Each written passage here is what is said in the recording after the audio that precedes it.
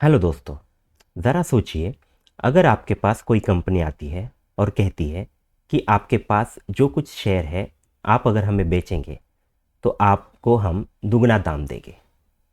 तो क्या आप अपने शेयर बेचेंगे? जी हाँ दोस्तों, इन्फोसिस भारत की दिग्गज आईटी कंपनी भी यही चीज़ कर रही है। इन्फोसिस ने गुरुवार को 18,000 करोड़ रुपए के शेयर बायबैक का ऐलान किया है। शेयर बैक बायबैक मतलब यही यही चीज़ कि वो आपसे उनके शेयर खरीदना चाहती है, जिसके लिए कंपनी ने 1800 रुपये प्रति शेयर की कीमत पर ये ट्रांजैक्शन होगा। और ऐसे कितने 10 करोड़ शेयर इन्फोसिस खरीदने वाला है। तो ये जो न्यूज़ है वो काफ़ी चर्चा में है, इन्फोसिस के बायबैक शेयर की जो स्कीम है उसके बारे में। तो ये जो वीडियो है इसमें हम इन्फोसिस ऐसा क्यों करने जा रही है, उससे आपको एक निवेशक को किस तरह का फैसला लेना चाहिए, आपको ये शेयर इन्फोसिस को देने चाहिए या फिर नहीं, और ये पूरी प्रक्रिया क्या होती है, ये सारा डिटेल में जानेंगे इस वीडियो में। तो ये वीडियो काफ़ी इन्फॉर्मेटिव होगा, काफ़ी आपके डाउट्स होंगे वो इसमें क्लियर हो जाएंगे और आपको आखिर में पता चलेगा कि इस बायबैक में आपको हिस्सा लेना चाहिए या फिर नहीं। तो चलिए ये इंटरेस्टिंग वीडियो शुरू करते हैं। दोस्तों, मैं हूँ विजय, निफ्टी वाला के इस वीडियो में आप सभी का स्वागत करता हूँ।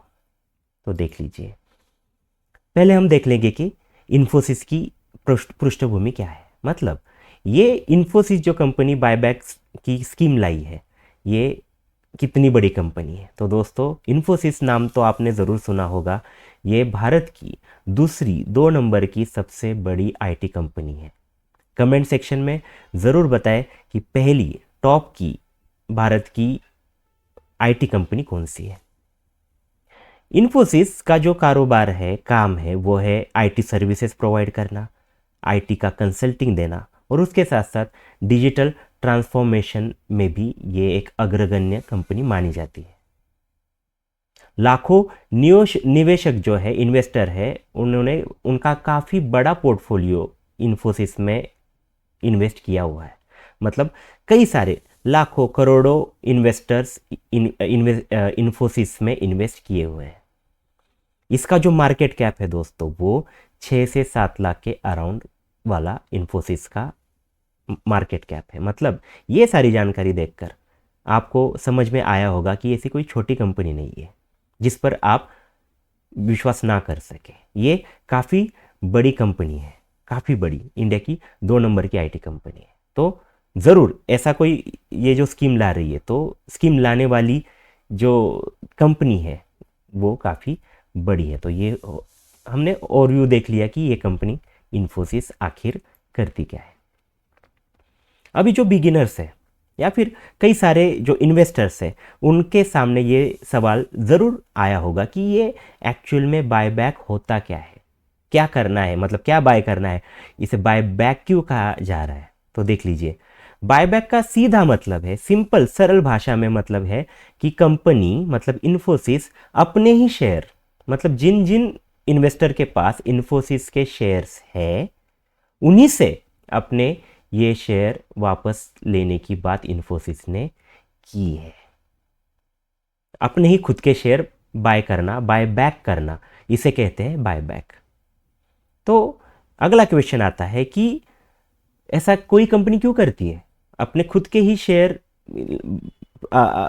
निवेशकों से लेने के पीछे का उसका लॉजिक क्या है। लॉजिक काफ़ी क्लियर है दोस्तों, और ज़्यादा ये पॉजिटिव बात कही जाती है। तो इसीलिए अभी आप देख रहे होंगे कई सारे निवेशक, इन्वेस्टर्स इन्फोसिस में पैसा डालने का सोच रहे हैं इस न्यूज़ के बाद। पॉजिटिव क्या क्या है देख लेते हैं।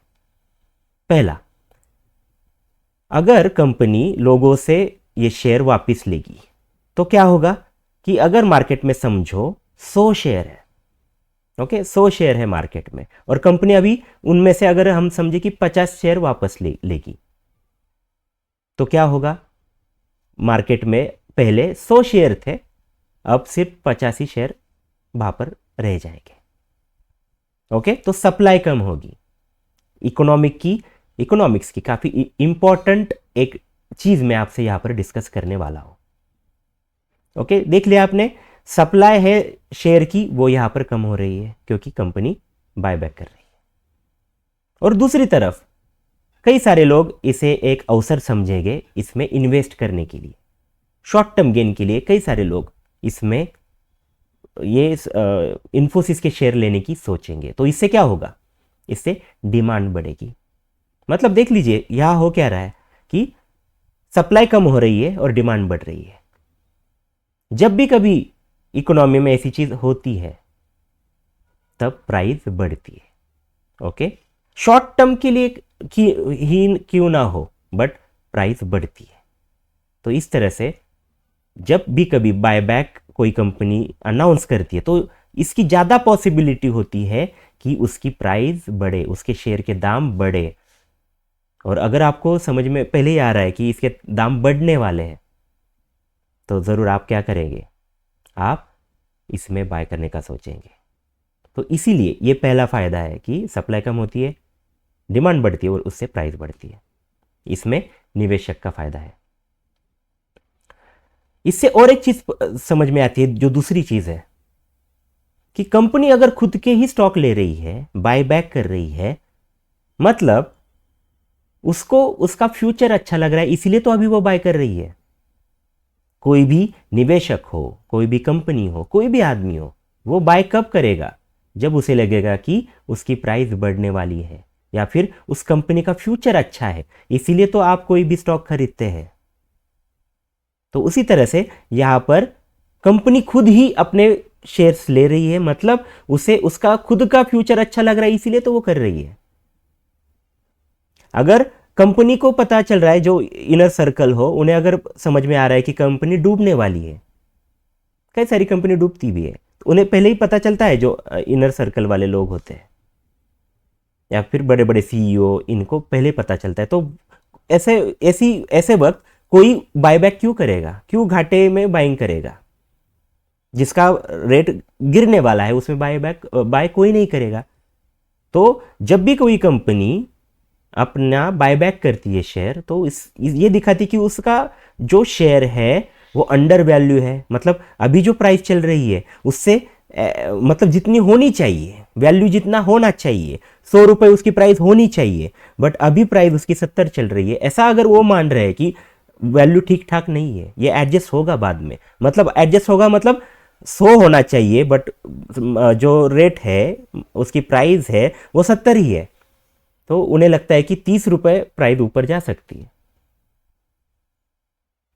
कौन करेगा, कब करेगी ऐसी कंपनी? जब उसे खुद के फ्यूचर पर विश्वास हो। तो ये कंपनी ये बताता है, बायबैक कोई कंपनी कर रही है कि यस, इसका जो फ्यूचर है वो ब्राइट हो सकता है। ये दूसरा कारण। तीसरा जो कारण है वो ये है कि बायबैक करने के लिए तो पैसा चाहिए, राइट? अगर कंपनी घाटे में चल रही होगी तो वो बायबैक नहीं करेगी। बायबैक कौन करेगा? जिसके पास रिजर्व हो, ज़्यादा पैसा हो। ओके, और वो उन्हें इन्वेस्टर को देना है, इन्वेस्टर को फायदा करके देना है। तो इसीलिए जो रिजर्व है उनके पास कैश का, वो जो है उसका अच्छा इस्तेमाल इसमें हो रहा है। वो रिजर्व कहीं दूसरी कंपनी लेने में, घाटे में कोई कंपनी चल रही है उसको लेने में, एक्विजिशन में नुकसान हो सकता है, या फिर दूसरे अगर कोई चीज़ें नया कोई प्रोडक्ट निकाले उसमें भी नुकसान हो सकता है। बट ये जो है उनका कैश रिजर्व, वो अगर बायबैक में लगा दिया तो उससे कंपनी का शेयर बढ़ने की पॉसिबिलिटी ज़्यादा होती है। तो ये एक अच्छा इस्तेमाल है। तो इसी वजह से ये सारे इंपॉर्टेंट फैक्टर्स थे, मेजर फैक्टर, जिसकी वजह से कोई भी कंपनी बायबैक करती है। आई होप आपको ठीक से समझे होंगे इसके फायदे। लेकिन इसके दूसरा पहलू भी हो सकता है। कई बार ऐसे हो सकता है कि कंपनी इससे भी अच्छा एग्रेसिव कोई कदम उठाए जिससे कि कंपनी की ग्रोथ अच्छी हो, कंपनी के शेयर की वैल्यू बढ़े। ऐसे अच्छे कदम भी वो उठा सकती है, जैसे कोई रिसर्च एंड डेवलपमेंट करे, नया प्रोडक्ट लाए जिससे कि अभी जो मिल रहा है प्रॉफिट उससे दुगना तिगना हो जाए। जैसे कि रिलायंस का हमने देखा कि रिलायंस तो पेट्रोकेमिकल में ज़्यादा थी, बट बाद में उन्होंने जियो जैसे टेलीकॉम कंपनी में स्टार्ट की, तो अभी आप देख रहे होगे कि कितनी ग्रो कर रही है जियो, और उसकी वजह से रिलायंस भी कितना ग्रो कर रहा है। तो इसी वजह से ऐसे भी हो सकता है कि आपका कैश रिजर्व है, ठीक है, बट आप उसका कैशबैक से भी, मतलब बायबैक से भी अच्छा इस्तेमाल कर सकते हैं। तो कई बार ऐसे भी समझा जाता है कि कंपनी को ज़्यादा कुछ मतलब रिस्क नहीं लेना है, या फिर नए विचार उसके पास नहीं है, नया प्रोडक्ट नहीं है, रिसर्च ठीक से नहीं है, या फिर एक्विजिशन ठीक से नहीं कर रही है। ये सिंपल तरीका हो गया बायबैक करने का, ऐसे भी हो सकता है। तो ये भी कारण हो सकता है कई बार। ठीक है, तो ये था पूरा बायबैक। आई थिंक ये बेसिक चीज़ जो है बायबैक की वो आपको ठीक से समझी होगी। चलिए जाते हैं आगे। अभी इन्फोसिस का जो बायबैक का प्लान है उसके कुछ आंकड़े हम देखेंगे, आंकड़े से समझेंगे कि यहाँ पर क्या होने वाला है, किस तरह से ये खेल होने वाला है। इन्फोसिस का बायबैक अगर आप हिस्ट्री देखें इन्फोसिस की, तो हर 2-3 साल में इन्फोसिस बायबैक करता है। ओके, तो पिछली बार 2023 में इन्होंने भी एक अपने खुद के शेयर बायबैक किए थे, जिसकी वैल्यू थी 9,300 करोड़ की। ओके, मतलब इसकी हिस्ट्री है, इन्फोसिस बायबैक करती रहती है, ये आपको पहले समझ में लेना होगा। ऐसे नहीं कि पहली बार ही बायबैक कर रही है। बट इस बार देख लीजिए दोस्तों, 2 साल के बाद 2025 में अभी कितने रुपए का बायबैक करने वाली है इन्फोसिस? 18,000 करोड़, मतलब पिछला जो था उससे दुगना, ऑलमोस्ट दुगना। और ये इंपॉर्टेंट चीज है आपके लिए कि किस प्राइस पर करने वाली है। अभी जो बायबैक की बात कर रहे हैं कि हम खरीदेंगे, तो उसका प्राइस भी उन्हें पहले बताना पड़ता है। ऐसे नहीं कि कोई भी प्राइस पे एन वक्त पर ले ले, इन्वेस्टर को बताना पड़ता है कि हम किस भाव पर बाइंग करेंगे, और ये भाव अभी जो भाव चल रहा है उससे ज़्यादा ही होता है, तभी कोई इन्वेस्टर देगा उन्हें ये शेयर। जैसे कि अभी देख लीजिए, अभी जो प्राइस चल रही है वो 1500 के अराउंड है। ओके, और कंपनी ने कहा है कि हम बायबैक किस प्राइस पर करेंगे? 1800, मतलब अभी इससे 300 रुपीज और ऊपर बाइंग करेंगे, तो ही कोई आदमी उन्हें अपने स्टॉक देगा, क्योंकि 300 रुपए का फायदा उसे मिल सकता है। अगर आप भी अभी इस प्राइस पर अगर देते हैं तो आपको 300 रुपए का फायदा बायबैक के दिन हो सकता है। मतलब ये जो प्राइस है 1800 की जो बात की है इन्फोसिस ने, वो यहां से 19% ऊपर है। मतलब अगर किसी ने इसी प्राइस के अराउंड कंपनी ने अपना शेयर दिया बायबैक के लिए, तो उसे उस वक्त 20% के अराउंड वाला मुनाफा हो सकता है। तो वही चीज़ है दोस्तों, 20% का मुनाफा, 20% प्रॉफिट कम समय में इन्वेस्टर को हो सकता है। तो ये है इन्फोसिस का बायबैक प्लान। ओके, आप ये प्लान ठीक से समझ गए होंगे। अब हम जाएंगे आगे। अभी ये इंपॉर्टेंट चीज़ है दोस्तों, ये काफ़ी इंपॉर्टेंट चीज़ है। और अगर दोस्तों अभी तक आपको वीडियो इंफॉर्मेटिव लगी होगी, फ़ायदेमंद लगी होगी, काफ़ी कुछ आपको सीखने को मिला होगा, तो हमारी इस जो कुछ हम यहाँ पर प्रयास कर रहे हैं उसको आप लाइक, शेयर और कमेंट करके ज़रूर सराह सकते हैं। तो ज़रूर इस वीडियो को लाइक करें, दोस्तों के साथ शेयर करें। अभी इम्पॉर्टेंट पॉइंट है, निवेशकों के लिए इसका क्या मतलब है। इन्वेस्टर या फिर आप भी, आपके पास भी अगर इन्फोसिस के स्टॉक है तो आपको यहाँ पर इस बायबैक में शामिल होना चाहिए या फिर नहीं। देख लीजिए, आपका पहला तो फायदा यह है कि आपको शॉर्ट टर्म में गेन हो सकता है। जैसे कि मैंने ऑलरेडी चार्ट पर बात कर ली, 1500 प्राइस चल रही है, 1800 को कंपनी खरीद सकती है, तो आपको 20% का शॉर्ट टर्म का गेन हो सकता है, क्योंकि बायबैक के बाद शेयर प्राइस में उछाल आता है। और उसका बात हमने ऑलरेडी की, इसके पीछे का जो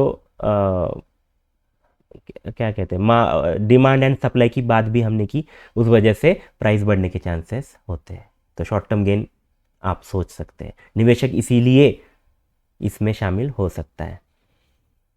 उसके साथ साथ शॉर्ट टर्म में तो गेन हो सकता है, उसके साथ साथ कंपनी भी देख रहे हैं, आपकी कंपनी दूर का सोचती है। कंपनी इतनी छोटी सी चीज के लिए बायबैक नहीं करेगी कि 30% देने के लिए, 20% देने के लिए। उसे उसका फ्यूचर जो होता है वो 3 साल 5 साल का कोई भी कंपनी देखती है, और इसीलिए कंपनी दूर तक के लिए, लॉन्ग टर्म के लिए भी अच्छी हो सकती है। तो लॉन्ग टर्म का भी जो सिग्नल है वो भी अच्छा यहां पर दिखता है निवेशकों को। जैसे मैंने कहा कि जो छोटे निवेशक है, रिटेल ट्रेडर्स है, उनको तो ये मौका है, पर हर किसी को ये मिलेगा इसकी गारंटी नहीं है। मतलब आपने कहा कि हाँ ले लो मेरे सारे स्टॉक्स, तो कंपनी सब स्टॉक लेगी ही ऐसे नहीं है। या फिर आपने कहा कि 100 स्टॉक ले लो, तो वो 100 के 100 स्टॉक लेगी ऐसे नहीं है, उसका एक रेशो भी होता है। कई बार कंपनी 100 की जगह 40 ही लेगी, 30 ही लेगी, 50 ही लेगी, डिपेंड होता है वो। तो इस तरह से उसकी गारंटी नहीं होती कि लेगे ही या फिर इतना ही लेगे। ओके। और कुछ टैक्स की बात भी यहां पर होती है कि कई बार कई कंपनीज जो होती है वो बायबैक टैक्स पहले ही कंपनी ही पेड कर लेती है, तो फिर निवेशक को ज्यादा दिक्कत की बात नहीं होती। अगर कंपनी ने बायबैक टैक्स पहले ही नहीं दिया तो आपको टैक्स देना पड़ेगा, क्योंकि आपको मुनाफा हो रहा है, शॉर्ट टर्म के लिए आपको मुनाफा हो रहा है। तो इसीलिए इस चीज का थोड़ा ध्यान निवेशक को रखना चाहिए। अगर आप भी इन्फोसिस के इस बायबैक में शामिल होना चाहते हैं तो इन सारी चीज़ों को ज़रूर देख लीजिए कि आपका फ़ायदा क्या है, और ये सारी चीज़ें देख लीजिए। अभी इंपॉर्टेंट चीज़ कि इसमें फ़ायदा और जोखिम क्या है। ओके, फ़ायदे तो ऑलरेडी हमने कई सारे देख लिए कि शेयर की प्राइस इमीडिएटली बढ़ती है। ओके, ऐसे नहीं कि आज लिया और 4 साल बाद बढ़ रही है, ऐसे नहीं है। शॉर्ट टर्म में बढ़ने के चांसेस ज़्यादा है, तो इमीडिएट बढ़त होती है। निवेशकों का भरोसा मजबूत होता है, तो इससे लॉन्ग टर्म के लिए ये स्टॉक अच्छा प्ले कर सकता है। और एक इंपॉर्टेंट चीज़ ईपीएस, जो कुछ इन्वेस्टर्स हो गए उन्हें ये ईपीएस ज़रूर मालूम होगा, काफ़ी इंपॉर्टेंट होता है ईपीएस, अर्निंग पर शेयर। मतलब कई सारे इन्वेस्टर्स ईपीएस देखकर इन्वेस्ट करते हैं, मतलब अदर चीज़ें भी देखेंगे, बट ईपीएस भी एक इंपॉर्टेंट फैक्टर होता है इन्वेस्टिंग के लिए।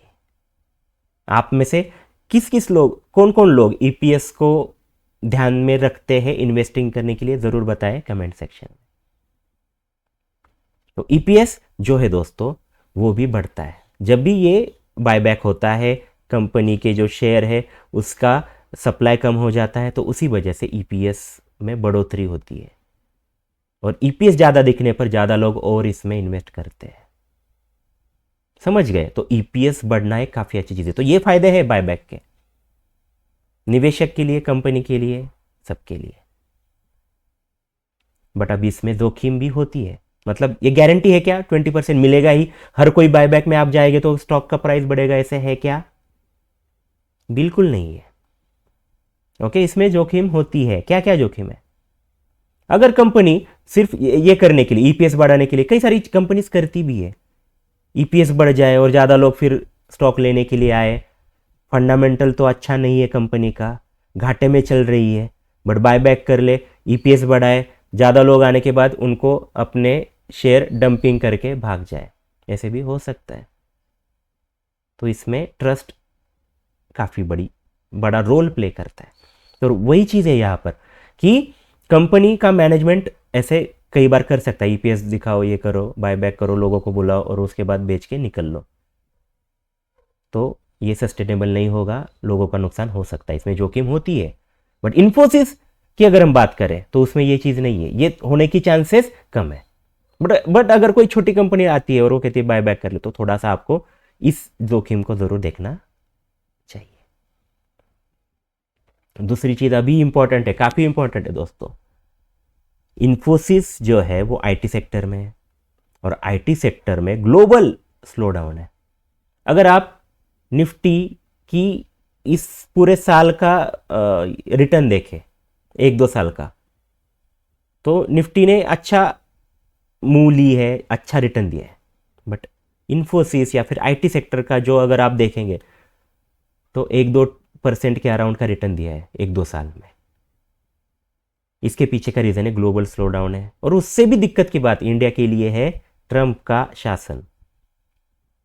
आईटी सेक्टर पर अभी भी दिक्कत की बात वहां पर चल रही है,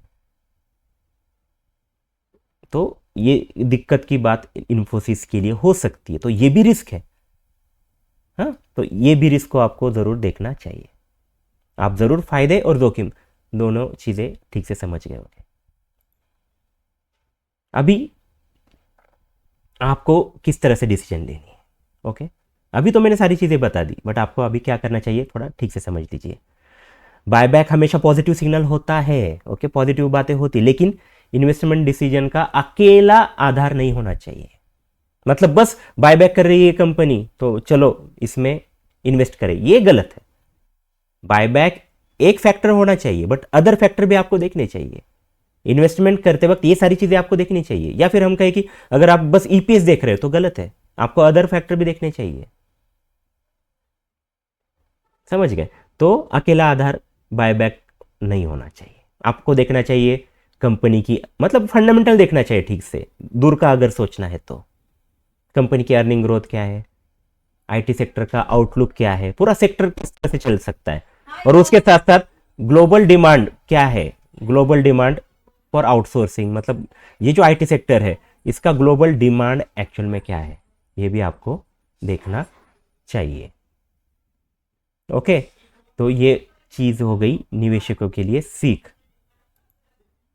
तो दोस्तों, ये जो वीडियो था इसमें आपने देखा कि ये इन्फोसिस का जो बायबैक स्कीम है वो काफ़ी बड़ी है, काफ़ी बड़ी ये कंपनी है, और इस बायबैक में, बायबैक एक्चुअल में होता क्या है, बायबैक के फ़ायदे क्या है, और उसके साथ इसमें जोखिम भी क्या है, और किस तरह से एक इन्वेस्टर को इसको देखना चाहिए और अपना डिसीजन लेना चाहिए, ये ज़रूर आपने समझा होगा।